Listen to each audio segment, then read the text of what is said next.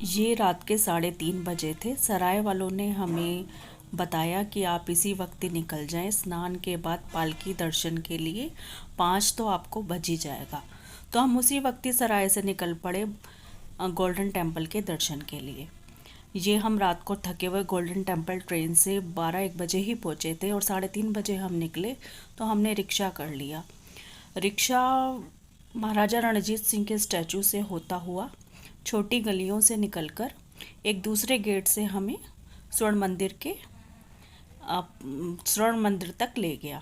स्वर्ण मंदिर में जाने के 4 गेट हैं। कहते हैं हर जाति धर्म के लिए स्वर्ण मंदिर के रास्ते खुले हुए हैं, इसलिए चारों दिशाओं से, चारों गेटों से लोग मंदिर के अंदर आ सकते हैं। यहीं से एक गेट से हमने मंदिर में एंट्री ली। स्वर्ण मंदिर का रात का रोशनी में जगमगाता हुआ एक अलग ही स्वरूप और अद्भुत नज़ारा हमें देखने को मिला, जिसको देखकर हम भी मन में सुकून और तृप्त हो गए। मन में सुकून भर गया और हमारी आत्मा तृप्त हो गई। यहाँ के सरोवर में स्नान करने का भी एक अपना एक अलग महत्व है।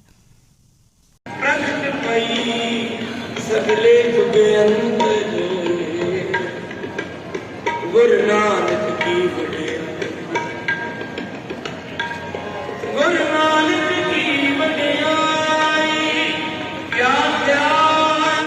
लेडीज के स्नान के लिए एक अलग व्यवस्था है और आदमी बाहर नहा सकते हैं। यहाँ दुखभंजन पेड़ के पास इस अमृत सरोवर में स्नान करने से कहते हैं तन मन के सारे कष्ट दूर हो जाते हैं। तो हमने भी यहाँ स्नान करा और तब हम तैयार हुए और इस काम को करते हुए 4:30 बज गए। 4:30 बजे हम, इस वक्त हमारा समय है 4:30 बजे थे अमृतसर के गुरुद्वारे में जब हम थे। तो इस वक्त हम तैयार हुए स्नान करने के बाद दर्शन का लाभ लेने के लिए। बस हमें अच्छे से दर्शन हो जाए, यही हमारी प्रार्थना थी। उससे पहले हमें पालकी साहब के दर्शन करने की इच्छा थी। हमें पालकी साहब के भी अच्छे दर्शन हो गए। हमने उस दृश्य का भी पूर्ण आनंद लिया। पालकी को ले जाते हुए पालकी साहब के दर्शन की तमन्ना हर किसी को होती है। सुबह 5-5:30 का वक्त था जब पालकी साहब को ले जाकर तख्त पर स्थापित किया गया। उसके बाद अरदास और पाठ हुआ।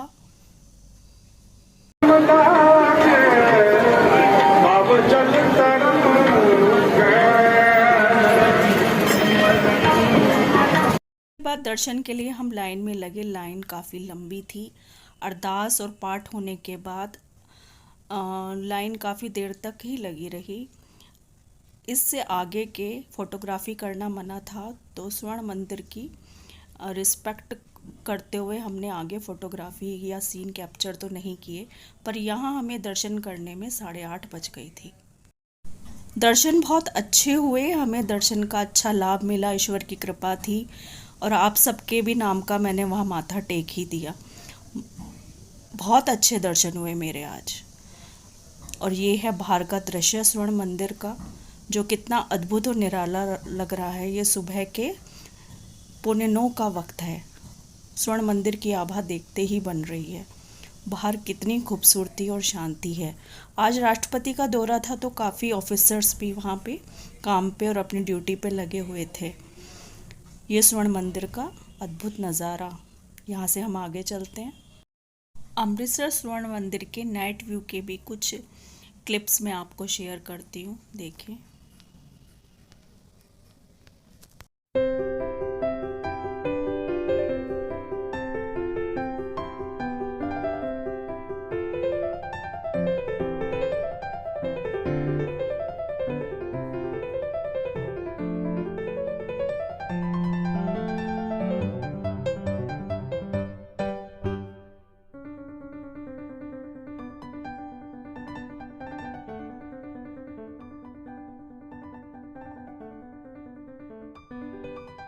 स्वर्ण मंदिर के ही आगे रास्ते में जलियांवाला बाग पड़ता है।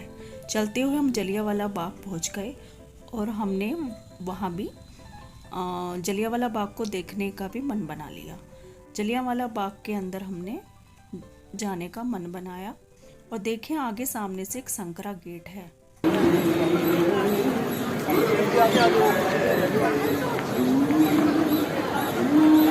जलियांवाला बाग के बारे में तो सब परिचित हैं ही, क्या उसकी कहानी है और किन शहीदों की याद से जलियांवाला बाग की कहानी जुड़ी हुई है।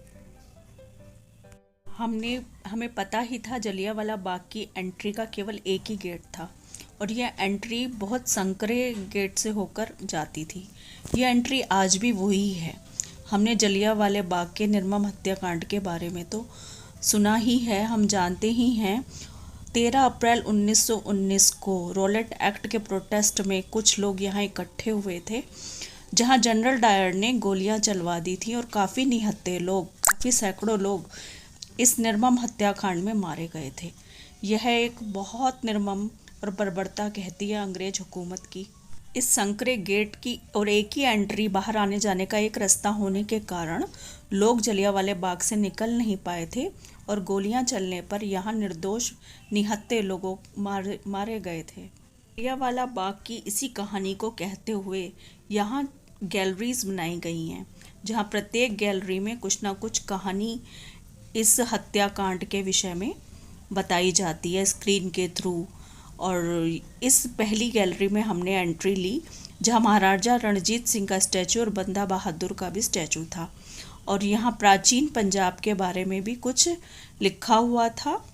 और यहाँ जब हमारे देश को स्वतंत्रता मिली उस समय की न्यूज़ क्लिप और जो ये निर्मम हत्याकांड हुआ था 13 अप्रैल 1919 को, इसकी खबर काफ़ी समय तक अंग्रेज हुकूमत ने सब लोगों को नहीं दी थी। 5-6 महीने बाद न्यूज़पेपर में इस घटना का प्रकाशन हुआ था। उस न्यूज़ के पेपर की क्लिप भी इसी गैलरी में लगी हुई है। यहाँ बड़े रविंद्रनाथ टैगोर आदि के भी स्टैचू बने हुए हैं और उन्हीं के बारे में भी काफ़ी कहानियाँ अच्छी तरीके से समझाई गई हैं। यहाँ आज़ादी की जलती हुई मशाल है, उसका सिंबल बनाया गया है और यहाँ स्क्रीन पर उस 13 अप्रैल 1919 की घटना का ही चित्रण हो रहा है।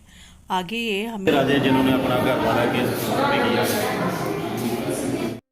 हमें बंदा बहादुर और महाराजा रणजीत सिंह के बारे में बता रहे थे, उनके इतिहास के बारे में हमें जानकारी दे रहे थे। ये जानकारी भी हमारे लिए काफ़ी स्मरणीय और उपयोगी थी। ये आगे हमने यहाँ के कुछ पिक्चर ली, हमने ये स्क्रीन पे शो होता हुआ अंग्रेज हुकूमत का, जनरल डायर का हत्याकांड का दृश्य।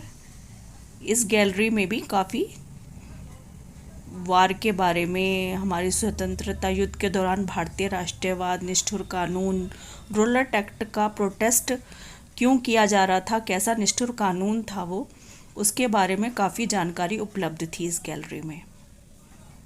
ब्लैक संडे 13 अप्रैल 1919 को रविवार का दिन था, बैसाखी का दिन था, इस वजह से भी काफ़ी लोग वहाँ इकट्ठा हुए थे। उसे ब्लैक संडे के नाम से जाना जाता है।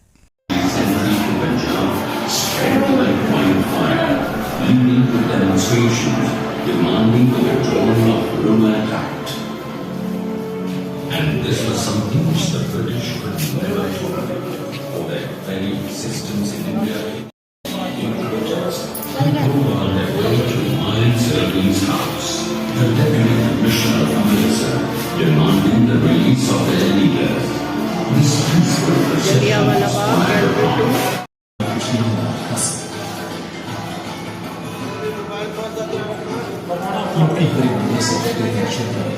ਅਤੇ ਖਾਲਸਾ ਪੰਥ ਦਾ ਸਥਾਪਨਾ ਕਰਨ ਸੰਗਰਾਮ ਪਹੁੰਚੇ ਹੋਏ ਸਨ।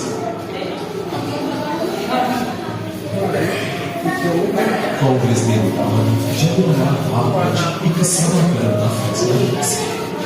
ਉਹਨਾਂ ਦਾ ਨੇਤਾ ਡਾਕਟਰ ਸਤਿਆਪਾਲ ਅਤੇ ਡਾਕਟਰ ਕਿਸ਼ਨ ਜੀ ਅਤੇ ਕਾਮੀ ਖਾਨ ਸਿੰਘ ਮਾਨ ਹੋਇਆ ਸੀ। ਜਿਉਂ ਇੱਕ ਛੋਟਾ ਜਿਹਾ ਬੱਚਾ ਇਹਨਾਂ ਦਾ ਫੈਸਲਾ ਮਿਲਦਾ ਹੈ। ਸ਼ਾਇਦ ਦੇਖੋ ਵਿੱਚ ये कुआं जहाँ जनरल डायर ने जलियांवाला बाग में जब बंदूक से गोलियां चलवाई तो बहुत से लोगों ने अपनी जान बचाने के लिए इस कुएं के अंदर कूद गए और सैकड़ों लोगों ने अपनी जान गंवा दी।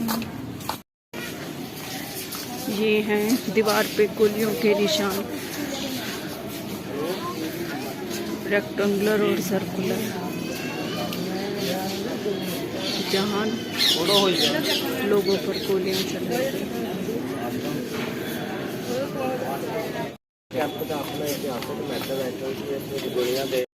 ये शहीद स्मारक भी इसके अंदर ही बना हुआ है और जवानों की अमर ज्योति भी यहाँ पर है, जो हमेशा जलती ही रहती है अमीर शहीदों की याद में। यहाँ लाइट एंड साउंड शो भी होता है इवनिंग में, जो काफ़ी लोगों को जलियांवाला बाग की हिस्ट्री बताने में सहायक है। ये देखें, जगह जगह यहाँ गोलियों के निशान हैं दीवारों पर, जो निर्मम और बर्बरता अंग्रेज हुकूमत ने निहत्थे लोगों पर दिखाई थी, उसकी कहानी के निशान, उस सच्चाई के निशान आज भी दीवारों पर मौजूद हैं, हम देख सकते हैं। जलियांवाला बाग में गवर्नमेंट ने काफ़ी ज़मीन लेकर इसे अंदर पार्क काफ़ी बड़ा बना दिया है और पहले आने जाने का रास्ता एक ही था, अब एक नया एग्ज़िट गेट बनाया गया है जहां से बाहर जाने की एंट्री होती है।